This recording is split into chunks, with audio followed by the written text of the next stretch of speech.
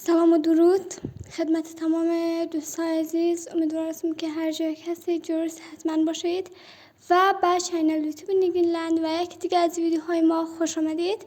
دوستان عزیز، این ویدیو که هست با تمام ویدیوهای دیگه متفاوت هست. همونطور که من گفته بودم مشتریای ما مشتریای زیاد داریم و اکثریت مشتریای ما بخمل میزنن، اما بعضی از مشتریام که من در ویدیو قبلی نشان دادم گفته بودم برای ما لباسهای هزارگی هم میارن و اینم گفته بودم که لباسهای هزارگی امو یک دشتی نیم شو یک بارانه میخورن. اما در این ویدیو ما یک لباس هزارگی داریم و قرار است که لباس هزارگی نگین میزنیم. دو دامنه یا ویل که خودش هم لباس هزارگی هست. این دشتی نیم شوانی بارانی کار میشه. خودش از خودش یک قالب مشخص داره، قالبش گل به گل است و مطابق با هم گل که در دامن ویل هست درست مثل هم گل ما برش قالب جور کردیم و قرار است که روی بزنیم.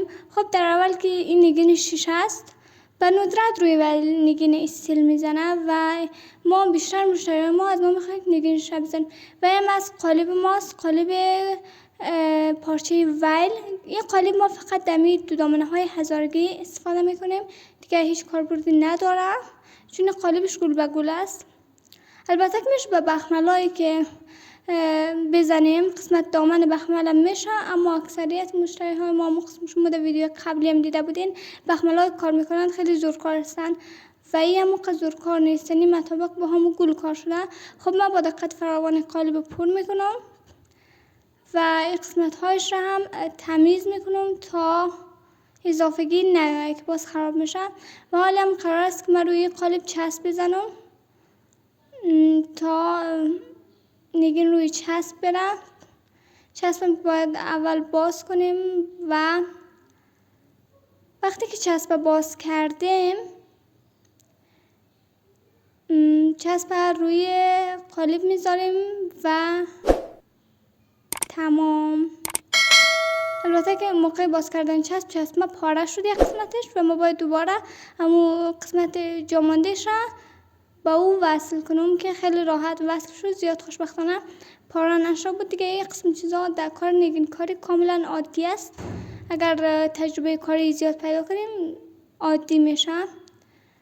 و بعد از اینجا کار ما خلاص شد و نوبت اوتو کار میرسه. وای، یعنی این رنگ در بین تمام رنگا خیلی زیباست و من خیلی هیجان دارم ببینم وقتی نگین میخوره چه قسم میشه.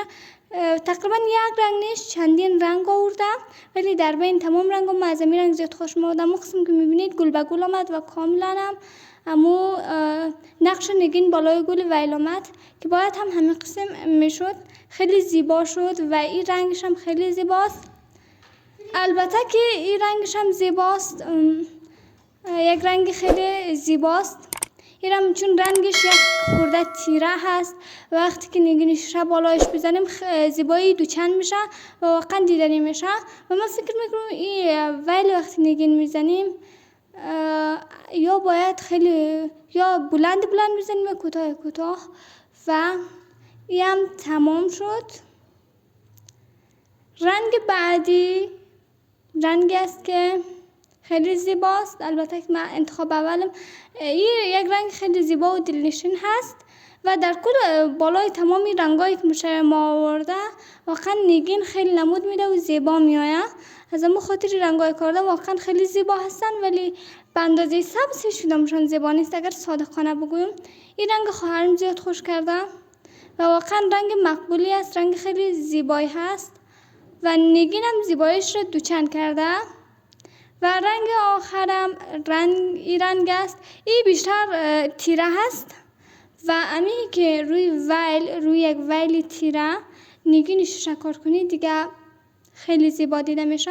بازی لباس های هزارگی یا همین دو دامنه خوبیش اینجاست که تمام جای میتونی اون بپوشی، چی محافل چی مهمانی چی یگان جای میری واقعا میتونی بپوشی. یعنی برای یک مکان خاص ساخته نشده، تقریبا نمیشه برایش گفت لباس مجلسی، اما میتونی در محافل هم ازش استفاده کنی و این هم از نتیجه کار. دوستا همون قسم خودتان میبینید اینا خیلی زیبا شدن، خیلی واقعا من چیز برای گفتن ندارم. اما قسمی که از اولم گفتم من از رنگش زیاد خوشم آمد. این رنگش نسبت به تمام رنگ‌های دیگه از نظر من خیلی بهتر هست. و یه از بالایش که من این از بالام ویدیو گرفتم. دوستان عزیز این بود این ویدیوی من. امیدوارم شما لذت برده باشین و تا ویدیوهای بعدی شما رو به الله پاک میسپارم. خدا نگهدارتان.